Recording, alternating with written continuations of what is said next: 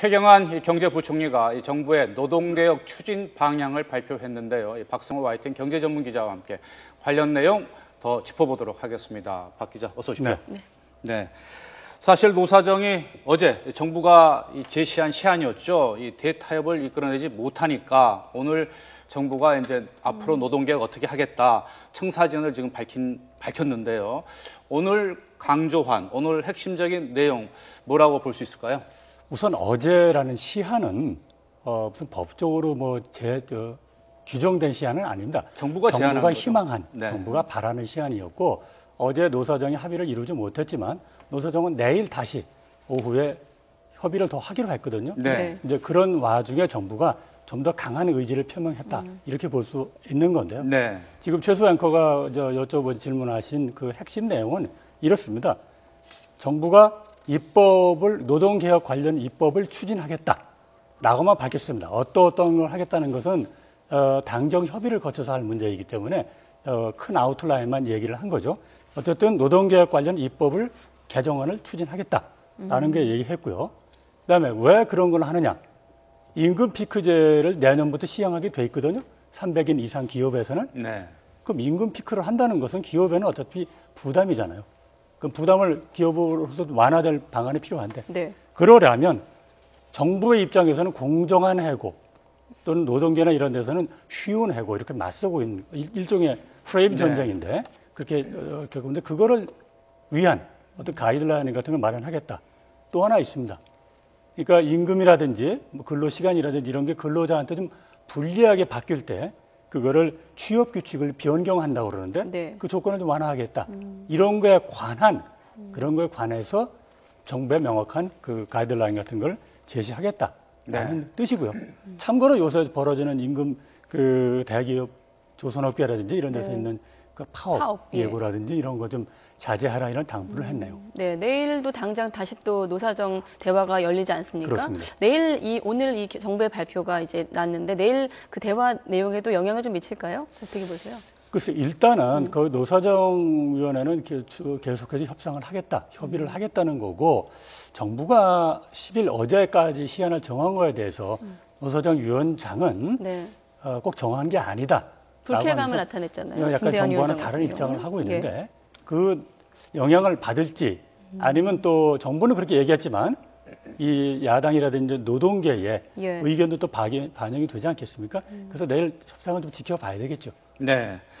박성호 기자가 지적해 주셨듯이 지금 두 가지 핵심 쟁점이 이 해고 기준을 명확히 해야 된다. 그리고 또 취업 규칙도 지금 이대로 둬서는 안 되겠다. 변경을 하자. 이걸 놓고 지금 노동계와 좀 정부의 입장이 엇갈리고 있는데 사실 지금 노사정 대화가 되고 있는 마당에서 또 내일 또 타협을 하기로 했는데 최경환 경제부총리까지 나서서 이렇게 노동개혁 추진 방향을 밝힌 것은 어떻게 보면 좀 드라이브, 이 노동계와 이 노사정의 노사정 대화가 좀 빨리 진전되기를 좀 압박하는 그렇게 좀 해석될 수도 있는데요. 근데 지금 다음 주 초부터 지금 당과 입법 절차를 진행하겠다.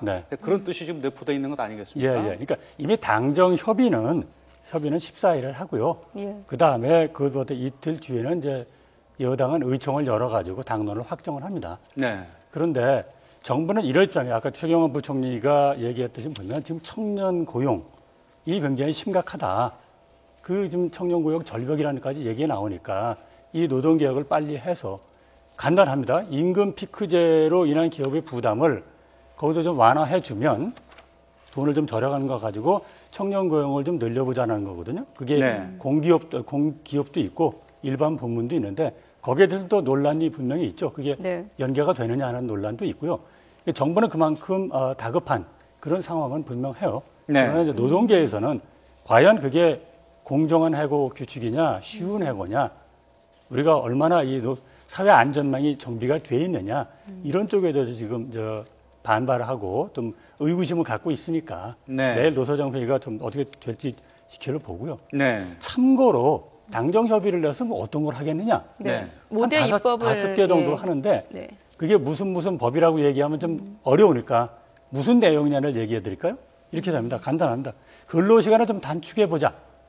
또 파견 근로를 확대해 보자. 비정규직 근로자의 사용 기간을 좀 연장해보자. 또 실업급여를 좀 강화하자. 또는 출퇴근 때에 어떤 재해를 입었으면 그 산재로 인정해주자. 대략 이런 5가지 방안에 대해서 당정 협의를 거쳐서 입법을 하겠다라고 예고를 하고 있는 겁니다. 네. 김대환 위원장이 한 얘기 중에 이제 대타협을 통해서 노동시장 구조개혁의 어떤 발판을 마련하는데 정부가 가치를 둘 것이냐 아니면 일정을 지키는데 가치를 둘 것이냐 정부가 판단을 해라 이렇게 말을 했는데 일단은 일정을 지키는 쪽으로 지금 정부가 가고 있지 않습니까? 정부는 네. 일정을 지킨다기보다는 제가 모두에 말씀드렸듯이 네. 일정이 언제까지라고 돼 있지 않습니다. 사실은 이게 꽤 오래된 그렇죠. 협의인데 예. 응? 오래된 협의인데 일정을 한번 정한 적이 있었죠. 그래서 지난 4월에 한번 정했다가 그 뒤로는 정하는 게 없다가 10일로 정부가 했다가 어제로 했다가 다시 이게 벌어졌는데 그러니까 이거를 갈등으로 볼 거냐 아니면 정부는 그만큼 나름대로 다급함이냐 노동계는 나름대로 이것을 사회안전망을 확충한 다음에 쉬운 해고가 아니어야 된다라는 것이냐 이렇게 의견의 차이제 이걸 압박으로 보는 측면도 있고 네. 정부가 다급하다고 보는 측면도 있고 정부가 정당성이 그만큼 많다. 청년 실업자가요.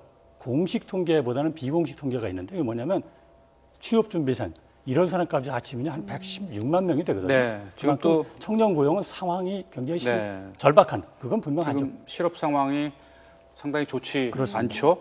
자, 좀 압축해서요. 이제 내일 노사정 또 타협이 이루어지게 되는데 지금까지 나온 조정 문안에서 자, 그렇다면 정부나 또 기업이나 노동계가 서로 좀 양보할 수 있는 대목, 쟁점에서 말이죠.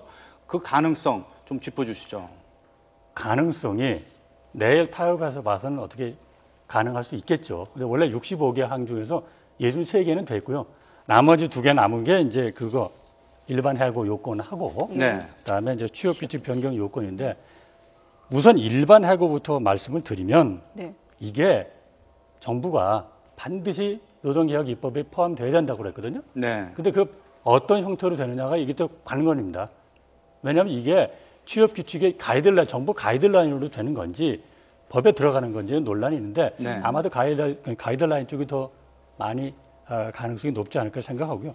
취업 규칙 변경 이게 문제인데요. 왜냐하면 네. 원래 민간 기업에 대해서는 노사가 자율적으로 하게 되어 있습니다. 네. 어떻게 자기한테 불리한 거를 바꾸려면 노동자들이 반 이상이 동의를 해야 되거든요. 네. 이걸 정부가 강제할 방법이 사실은 없어요.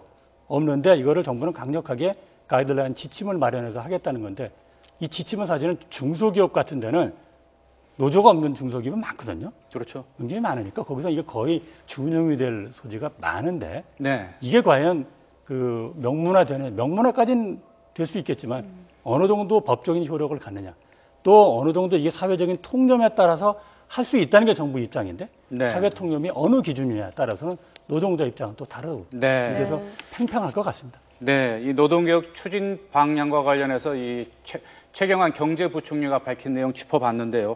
내일 또 노사정 대타협이 어떻게 이루어질지 한번 또 주목을 해봐야겠네요. 그렇습니다. 네, 지금까지 YTN 박성호 경제전문기자였습니다. 수고했습니다.